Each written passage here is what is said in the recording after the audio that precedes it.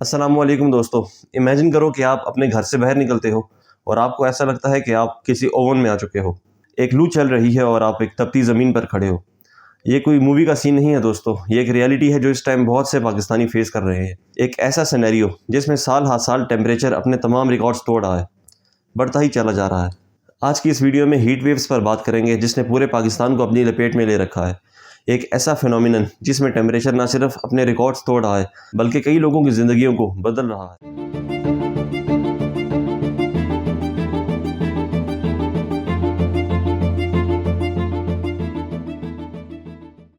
सबसे पहले current affairs की बात करते हैं। पाकिस्तान रिसेंटली साल 2024 में शदीद हीट वेव्स एक्सपीरियंस कर रहा है। हीट वेव्स को क्लियरली डिफाइन करता चलूँ तो हीट वेव्स एक ऐसे टाइम पीरियड को बोलते हैं जिसमें टेम्परेचर एक्सट्रीम हॉट होता है। ये पूरे साल में सबसे गर्म टेम्परेचर होता है हीट वेव्स के दौरान। एक्चुअली हीट वेव्स के दौरान हवा में बहुत ज़्यादा नमी होती है, स्पेशली उन एरियाज़ में जो समंदर या पानी के बहुत करीब होते हैं। सिंध, बलूचिस्तान और पंजाब में हर साल टेम्परेचर सबसे ज़्यादा देखा जाता है पाकिस्तान में। पाकिस्तान के बहुत सारी सिटीज़ में टेम्परेचर 40 डिग्री सेल्सियस से ऊपर रिकॉर्ड किया जाता है।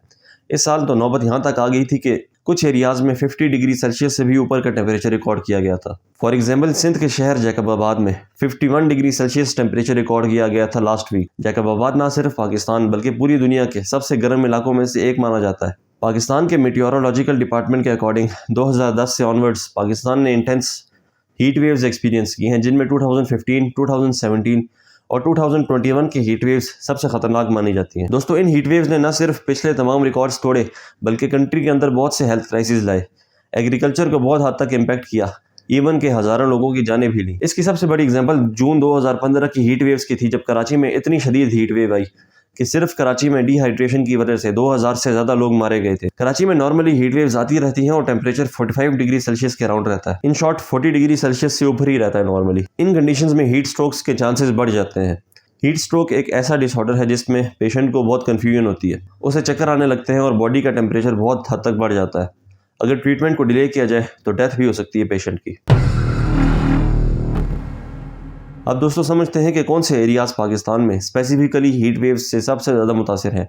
तो टॉप पर आता है जैकबाबाद। सिंध में लोकेटेड ये सिटी सिर्फ पाकिस्तान का नहीं बल्कि पूरी दुनिया के गर्म तरीन इलाकों में से एक माना जाता है। यहाँ पे टेम्परेचर 50 डिग्री सेल्सियस से ऊपर कभी रिकॉर्ड किया गया है।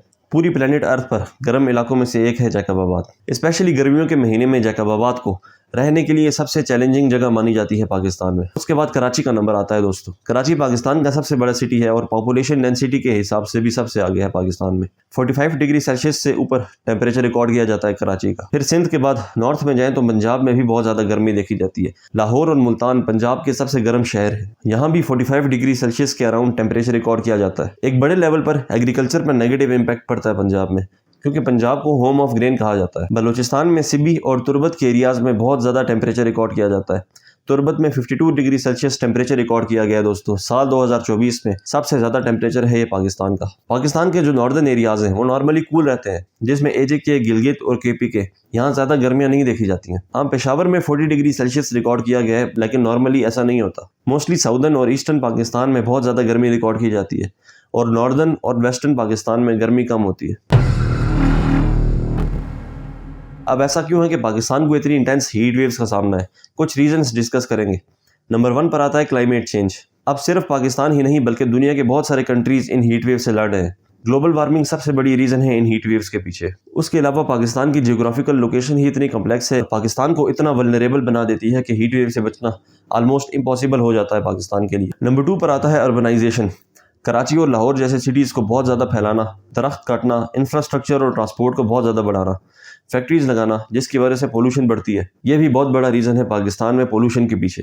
नंबर 3 पर आता है मूनसून। मूनसून की बारिशों में डिले हो जाना या इसके सिस्टम में ज़रा सी भी डिस्टर्बेंस हीट वेव्स को एक्सटेंड कर देती है। डिफॉरेस्टेशन, एक सिस्टमेटिक तरीके से दरख्त काटे जाते हैं और पाकिस्तान का ऑलरेडी बहुत कम हिस्सा दरख्तों से कवर्ड है। ये एक बहुत बड़ा रीज़न है दोस्तों।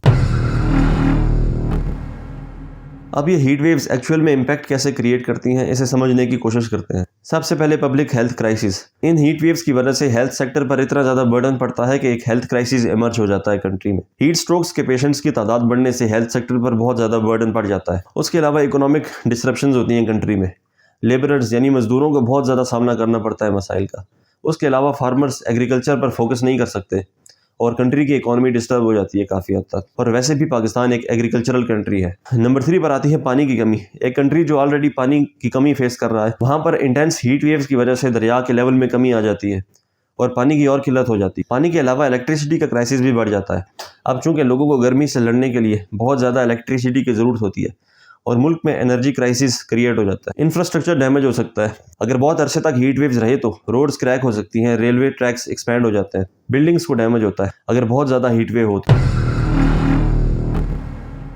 आप कुछ सोल्यूशन सजेस्ट करना चाहूँगा कि हमारी गवर्नमेंट और हम मिलकर इन हीट वेव से कैसे लड़ सकते हैं। सबसे पहले तो गवर्नमेंट की रिस्पॉन्सिबिलिटी होनी चाहिए कि इमरजेंसी रिस्पांस टीम्स बनाए, एक ऐसा सिस्टम बनाए जो हीट वेव से सबसे ज़्यादा मुतासर होने वाले सिटीज़ में कूलिंग सेंटर्स बनाए। कूलिंग सेंटर्स इस्टेब्लिश करने के अलावा मेडिकल सिस्टम को बहुत क्विक और इम्प्रूव कर दिया जाए ताकि मुतासरा लोगों को जल्दी से जल्दी मेडिकल ट्रीटमेंट मिल सके। उसके बाद आता है वाटर मैनेजमेंट। दोस्तों, वाटर सप्लाईज के सिस्टम को इफेक्टिव बनाया जाए। रिसोर्स मैनेजमेंट सिस्टम में तो हमारी गवर्नमेंट वैसे भी फेल रहती है। ये कुछ शॉर्ट टर्म सोल्यूशन थे।